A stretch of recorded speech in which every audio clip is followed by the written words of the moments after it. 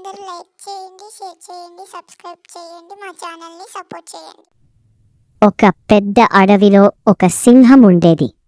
అది చాలా బలంగా ఉండేది, కానీ చాలా అహంకారంగా కూడా ఉండేది. ఈ అడవికి నేనే రాజు, అందరూ నన్నే భయపడాలి అని రోజు గట్టిగా అరుస్తుండేది. అడవిలో నీ జంతువులన్నీ భయపడిపోయేవి. చిన్న కుందేలు మాత్రం చాలా తెలివైనది. అది ఒకరోజు సింహానికి బుద్ధి చెప్పాలని అనుకుంది. మరుసటి రోజు సింహం ఆహారం కోసం ఎదురు చూస్తోంది. కుందేలు కావాలనే ఆలస్యంగా వెళ్ళింది. ఎందుకు ఆలస్యమైంది అని సింహం కోపంగా అడిగింది.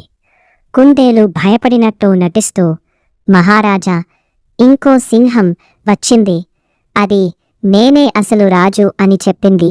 సింహానికి చాలా కోపం వచ్చింది. ఎక్కడుంది ఆ సింహం అని గర్జించింది. కుందేలు దాన్ని ఒక పాత బావి దగ్గరకు తీసుకెళ్ళింది. ఇదిగో బావిలో ఉంది మహారాజా. సింహం బావిలోకి చూసింది. నీళ్లలో తన ప్రతిబింబం కనిపించింది. అది ఇంకో సింహమని భావించింది. గర్జా అని అరిచింది. బావిలోని ప్రతిబింబం కూడా అరిచినట్టు కనిపించింది. కోపంతో సింహం బావిలోకి దూకింది, కాని బయటకు రావలేకపోయింది. అడవిలోని జంతువులన్నీ సంతోషించాయి. చిన్నదైనా తెలివి ఉంటే పెద్దవారిని గెలవచ్చు అని అన్నాయి.